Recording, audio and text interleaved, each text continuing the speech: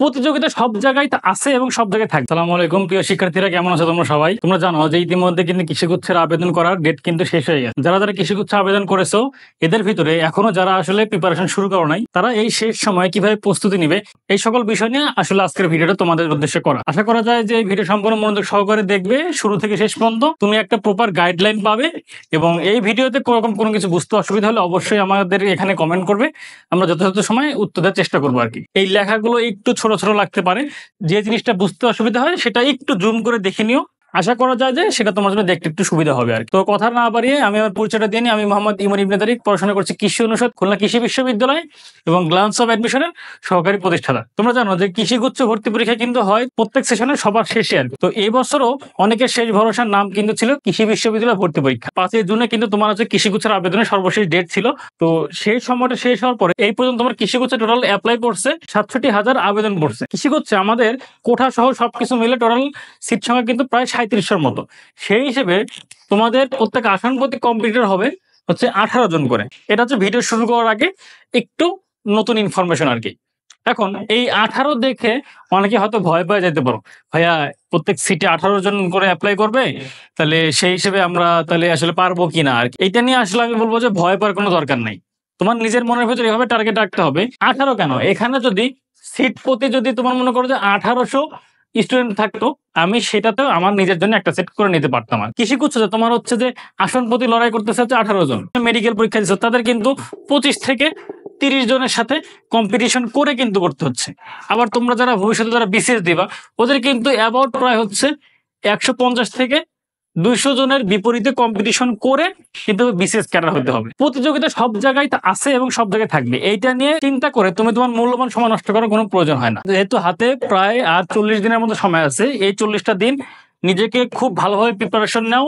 তো এবার তাহলে ভিডিওর মূল কথায় আসে আর কি। শুরুতে টপিক লিখছি যে কৃষিগুচ্ছ ভর্তি পরীক্ষার শেষ সময় তাবিজ। এমন কয়েকটা তাবিজ আমি তোমাদের দেখাবো যে বিষয়গুলো ফলো করলে আশা করা যায় তোমার কৃষিগুচ্ছের প্রস্তুতি নেওয়া অনেক সহজ হবে এবং খুবই সিস্টেমেটিক ওয়েতে তুমি সামনে অনেক ভালো কিছু করতে পারবা। প্রথমত কৃষিগুচ্ছের প্রিপারেশনটা নেব কিভাবে। কৃষিগুচ্ছের প্রিপারেশন নেওয়ার সবচেয়ে কার্যকরী উপায় সেটা হচ্ছে যে বিগত বছরের প্রশ্ন সলভ। তুমি যদি এখনো কোনো প্রস্তুতি নেওয়া শুরু না করে থাকো, যেহেতু হাতে সময় আছে মাত্র 40 দিন, সময়টা কিন্তু ধীরে ধীরে কমে আসতেছে। তোমাকে অ্যাটলিস্ট বিগত তোমার হচ্ছে যে 4 থেকে 5 ইয়ারের যে কোশ্চেন আছে সেটা তোমাকে একদম অবশ্যই খুব ভালোভাবে একটা প্রশ্ন ব্যাংক দেখে সলভ করতে হবে আর কি। প্রশ্ন ব্যাংকের ক্ষেত্রে অনেকে সার্চ করে ভাই আসলে কোন প্রশ্ন ব্যাংকটা কিনবো।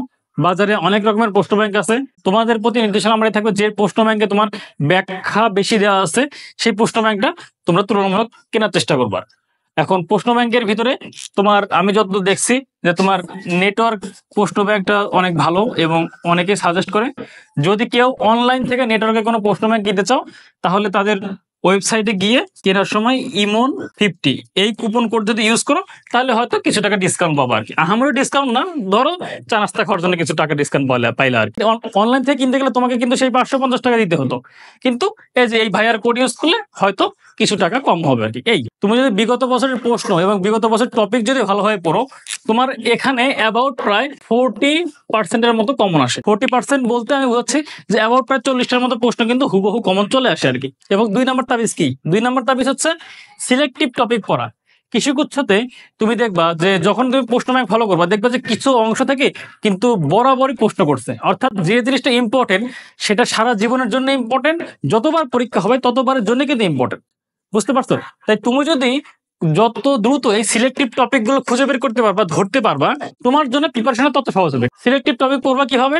কিছুই না, প্রশ্ন ব্যাংক পড়ার সময় প্রশ্ন যখন তুমি সলভ করবা তুমি অটোমেটিক্যালি বুঝতে পারবা। ধরো আগামীকাল তোমার একটা অধ্যায় পরীক্ষা আছে, সেই অধ্যায় তুমি মূল বই একবার করে পড়লা, তারপর তুমি হচ্ছে যে প্রশ্ন ব্যাংক হাতে নিবা। সেটা দেখলে তুমি বুঝতে পারবা আচ্ছা বইয়ের তো সম্পূর্ণ লাইন থেকে তো আমার প্রশ্ন করে নাই, কিছু কিছু জায়গা থেকে মাত্র ঘুরে ফিরে একটা প্রশ্ন বারবার আসছে। তো ওই জায়গাগুলো আমি বলবো তুমি বইয়ে মার্ক করে রাখো।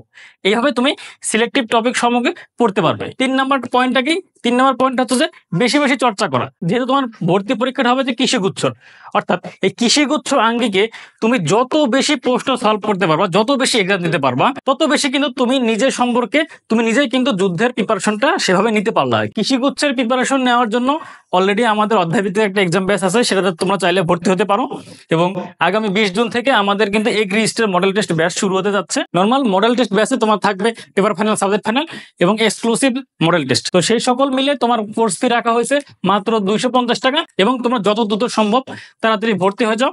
কারণ আমাদের এই মডেল টেস্ট ব্যাচে টোটাল আসন হচ্ছে তোমার 500 জন। অলরেডি কিন্তু আমার বিগত প্রিভিয়াস স্টুডেন্ট দিয়ে কিন্তু মোটামুটি 250 সিট বুক হয়ে গেছে আর, তো বাকি আছে আর এই আসন 250 জন।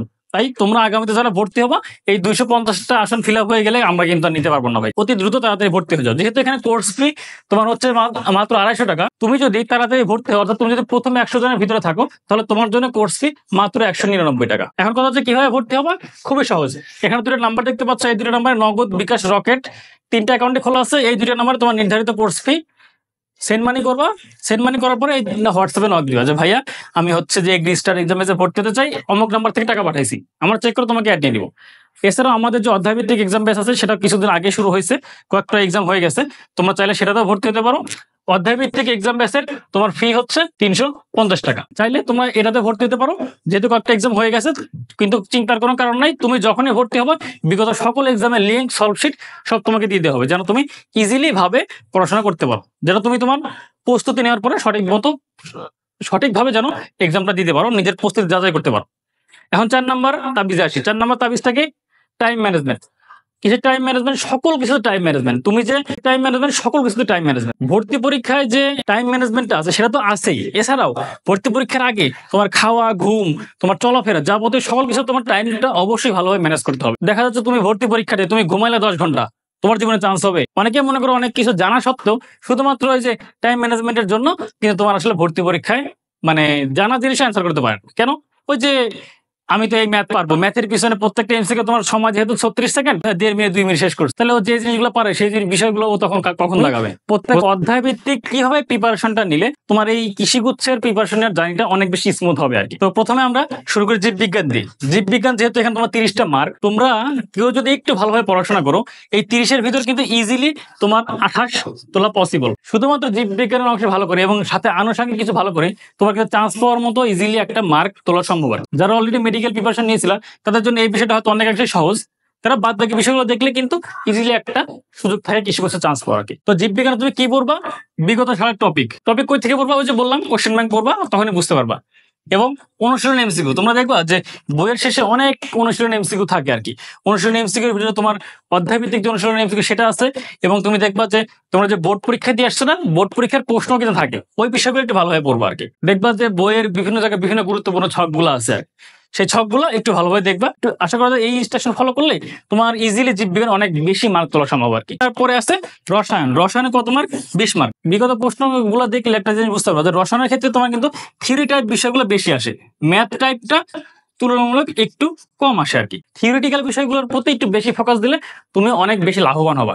এবং সেই সাথে প্রত্যেকটা অধ্যায় শেষে যে অনুশীলন এমসিকিউ, এটা হচ্ছে একদম মাস্ট, কারণ অনুশীলন এমসিকিউ থেকে সরাসরি কিন্তু তোমার এমসিকিউ তুলে দেয়। এবং তোমরা অনেকে টেনশন করো যে ভাই আমি যৌগ এত ইম্পর্টেন্ট, যৌগ থেকে কেমন প্রশ্ন আসবে? জৈব যৌগ নিয়ে মাথা ঘামানোর কোনো রকম কোনো দরকার নাই ভাই। প্রশ্ন এখানে 20টা, তোমাকে 20-20 পাইতে হবে? কে বলছো তোমাকে? আর সর্বোচ্চ জৈব যৌগ থেকে প্রশ্ন আসে তোমার 2 থেকে 3টা, বাকি 17 থেকে 18টা প্রশ্ন তুমি যদি ভালো করো তোমার তো জৈব যৌগ না দিয়ে চান্স হবে। বুঝতে পারো নি? ফার্স্ট পেপারের ভিতর 2, 3, 4, 5 এই অধ্যায়গুলো থেকে একটু ভালোভাবে দেখবা আর কি। আর সেকেন্ড পেপারে জৈব যৌগ বাদ দিয়ে বাকি 1, 3, 4 এই অধ্যায়গুলো থেকে একটু ভালোভাবে দেখবা আর কি। পদার্থতে তোমার কিন্তু 20 মার্ক। এখন এই জায়গায় একটা বিষয় দেখা দরকার, কেমিস্ট্রির ক্ষেত্রে কি বললাম? থিওরিটিক্যাল বিষয় বেশি আসে, ম্যাথ টাইপ কম আসে। পদার্থতে হয় ঠিক এটার ইনভার্স, অর্থাৎ এটাতে ম্যাথ টাইপ বেশি আসে, থিওরি টাইপটা একটু কম আসে আর কি। তোমার ম্যাথ টাইপ যে বিষয়গুলো আছে, ছোট ছোট সমীকরণ দিয়ে ইজিলি যে ম্যাথগুলো করা যায়, সেই বিষয়গুলো তুমি খুব ভালোভাবে দেখবা আর কি। বিগত সালের ম্যাথ এবং যে টপিক গুলো থেকে প্রশ্ন আছে সেগুলো একটু ভালোভাবে দেখবা আর কি। এবং সেই সাথেই থিওরিটিক্যাল অংশকে একদম বাদ দিবা না। তোমার যদি প্রত্যেকটা সূত্র সম্পর্কে ভালো মতো আইডিয়া থাকে, কোথায় কোন মান দিলে কোনটার পরিবর্তন হচ্ছে, এই বিষয়গুলো সম্পর্কে ভালো মতো আইডিয়া থাকে, এবং কার সাথে কার সম্পর্ক কেমন, এটা সমানুপাতিক নাকি ব্যস্তানুপাতিক, এই বিষয়গুলো সম্পর্কে তোমার যদি ভালো মতো আয়ত্ত থাকে, তোমার ইজিলি এখানে 15 থেকে 16টা মার্কস তোলা কিন্তু পসিবল। আরেকটা বিষয় বলে দিই যে এই প্রশ্ন ব্যাংকগুলো সলভ করার সময় তোমরা অনেক সময় দেখবা যে কিছু কিছু অঙ্ক আছে যেটা তোমার আসলে ক্যালকুলেটর ছাড়া করা পসিবল না। যে বিষয়গুলো তোমার আসলে ক্যালকুলেটর ছাড়া পসিবল না, হোক এই প্র্যাকটিসের সময় অথবা হোক তোমার ফাইনাল পরীক্ষায়, যেগুলো ক্যালকুলেটর ছাড়া করা পসিবল না সেটা স্কিপ করে দিবা। কারণ ওটার পিছনে সময় ব্যয় করে তুমি তোমার জানা জিনিস সে অ্যান্সারই করতে পারো না, এরকম হওয়ার তো কোনো দরকার নেই। এখন কথা হচ্ছে ভাই তাহলে ক্যালকুলেটর কেন দিল? পূর্বে যখন কৃষি বিশ্ববিদ্যালয়গুলো আলাদা আলাদা প্রশ্ন নিত তখন তাদের ক্যালকুলেটর এলাওই ছিল। তো যেখানে ক্যালকুলেটর এলাও আছে সেখানে তো ক্যালকুলেটর টাইপ ম্যাথ দিতেই পারে, তাই না? এখন যেহেতু ক্যালকুলেটর এলাও নাই তাই ওই বিষয়গুলো যতদূর সম্ভব স্কিপ করে যাবা।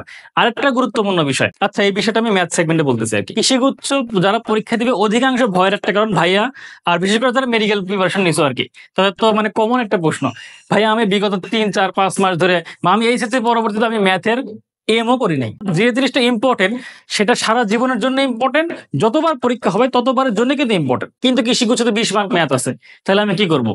বা আমি ম্যাথ ছাড়াই কৃষিগুচ্ছ চান্স পাবো কিনা? এর আগেও এই বিষয় নিয়ে আমার পুরো ভিডিওতে অনেক কিছু বলা আছে। মেন কথা হচ্ছে ভাই তোমার টোটাল হচ্ছে 100 মার্কের পরীক্ষা, ম্যাথে তোমার 20 মার্ক। কৃষিগুচ্ছতে এমন কোনো সিস্টেম নাই যে ম্যাথ তোমাকে অ্যান্সার করতেই হবে, বুঝতে পারছো? তাই এই 20 বাদ দিয়ে তোমার থাকে 80।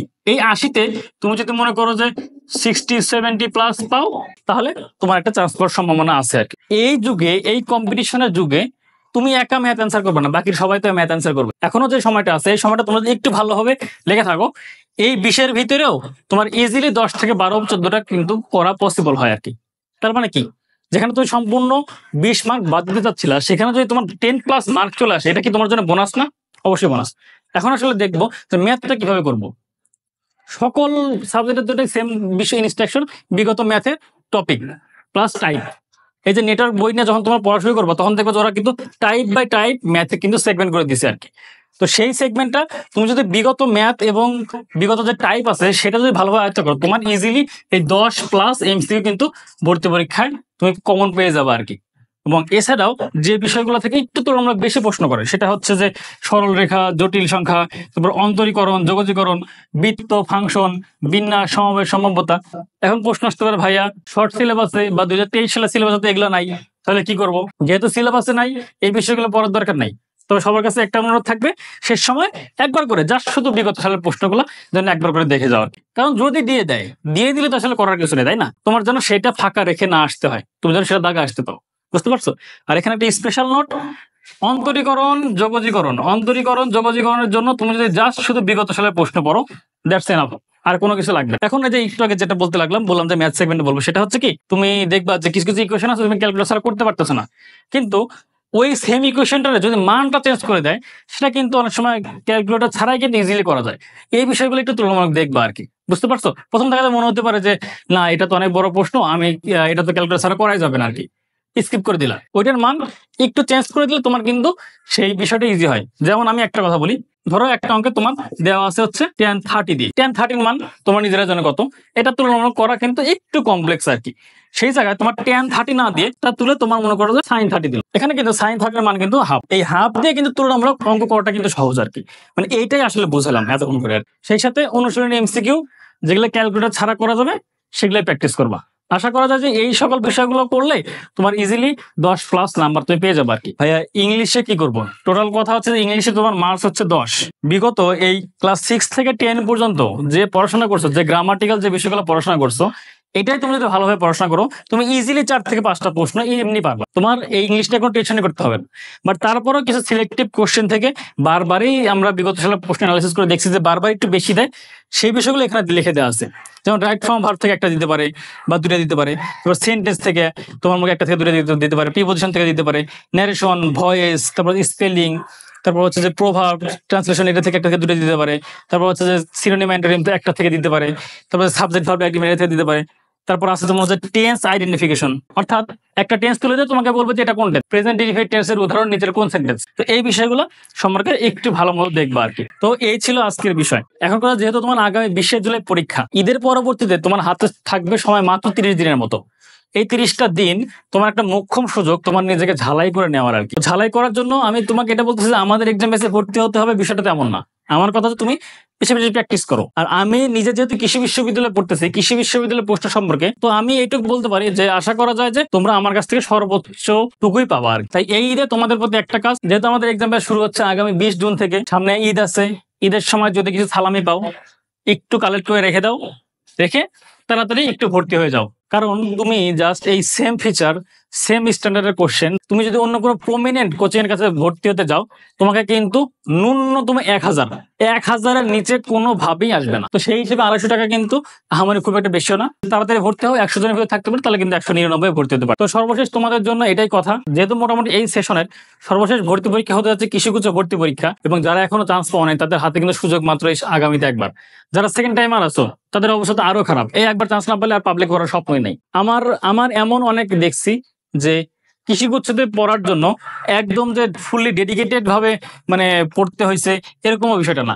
লাস্ট কয়েকদিন পড়াশোনা করছে, আগের বেসিক ভালো ছিল, সেগুলো চান্স পেয়ে গেছে আর কি। তাই এখনো যে 40টা দিন আছে, এটা অনেক অনেক অনেক বেশি সময়। আমার এই জীবনে তো আমি তো বাপ মাকে টাকা পয়সা দিয়ে বা নিজের গায়ের শ্রম দিয়ে তো খুশি করতে পারবো না। আমি আমার বাপ মাকে এই যে আমি কৃষিগুচ্ছতে চান্স পাইছি, এই একটা খুশির সংবাদ দিয়ে সর্বোচ্চটুকু সাহায্য করবো। এটা যে কি একটা অনুভূতি, এটা আসলে বলে বোঝানো যাবে না, বুঝছো?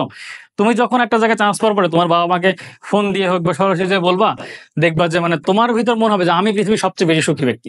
তো কে না চায় যে এই অনুভূতিটা গ্রহণ করতে? তাই সবাইকে একটা কথা বলবো যে প্লিজ ভাই একটু সিরিয়াস হও। এখনো যদি প্রিপারেশন না নিয়ে থাকো, এখন অনেক সময় আছে। এখানে যে ইনস্ট্রাকশন গুলো বলা আছে এই বিষয়গুলো একটু দেখো, আর চাইলে এক্সাম বেসে ভর্তি হতে পারো। আমরা যে ডিটেলস ব্যাখ্যা সহ সলভ শিট দিয়ে দিই, আমার কাছে মনে হয় এটা পড়লে আরো এক্সট্রা কিছু লাগে না। এতদিন যা প্রিপারেশন নিছো আমাদের মডেল টেস্ট বেসে ভর্তি হয়ে সেটা ঝালাই করতে পারো। কারো যদি কোনো বেসিকের সমস্যা থেকে থাকে, সে চাইলে আমাদের অধ্যায় ভিত্তিক এক্সাম বেসে ভর্তি হতে পারো। ওই সেম জাস্ট এই নাম্বারে নক দিবা, 350 টাকা এই নাম্বারে পাঠাই দিয়ে নক দিবা যে ভাই অধ্যায় ভিত্তিকে ভর্তি হতে চাই। আর মডেল টেস্টে ভর্তি হলে বলো যে ভাইয়া এগ্রি স্টার বা মডেল টেস্টে ভর্তি হতে চাই, তাই হবে আর কি। এতক্ষণ ধরে ধৈর্য ধরে ভিডিও দেখার জন্য তোমাদের সবাইকে ধন্যবাদ। আগামীতে ঈদ, সকলের ঈদ খুব ভালোভাবেই যাবে। শুধুমাত্র ভালোভাবে যাবে না যারা অ্যাডমিশন ক্যান্ডিডেট আছো, যারা সেকেন্ড টাইমাররা আছো আর কি। তাই তোমাদের যেন পরবর্তী প্রত্যেকটা ঈদ একটা শান্তির প্রশান্তির হয়, সেই কারণে এই ঈদটা একটু স্যাক্রিফাইস করে এই ঈদে তোমার গার্জিয়ানরা গরু কুরবানি দিবে, আর তুমি তোমার নিজের আনন্দ খুশি উল্লাসকে একটু কুরবানি দিয়ে একটু এই পরীক্ষার প্রতি একটু সিরিয়াস হও। আশা করা যায় যে তোমার জন্য উপর আল্লাহ অনেক ভালো কিছু রাখছে। এই ভিডিওর কথা কোনো কিছু বুঝতে অসুবিধা হলে দয়া করে একটু কমেন্ট বক্সে জানিয়ে দিও। আর এরকম আরো অনেক ভিডিও সামনে আগামীতে আসবে ইনশাল্লাহ। সেই সকল ভিডিও দেখার জন্য চ্যানেলটিকে সাবস্ক্রাইব করে রেখো। আর এই সকল বিষয়গুলো একটু বন্ধু বান্ধবদের মাঝে শেয়ার করো, কারণ তোমার দ্বারা তোমার কোনো বন্ধু বান্ধব বা যে কারো উপকার হলে সেইটার উপহারও কিন্তু সৃষ্টিকর্তা তোমাকে একভাবে দিয়ে দিবে আর কি। মানে ভিডিও হয়তো অনেক বেশি লেন্থি হয়ে গেছে, এখন আর কথা বাড়াবো না। সবাই ভালো থেকো, আমার জন্য দোয়া করো, আমি যেন সর্বদা সঠিকভাবে তোমাদের সঠিক দিক নির্দেশনা দিতে পারি। এই বলে আজকে আমি আমার ভিডিও শেষ করলাম। আসসালামু আলাইকুম।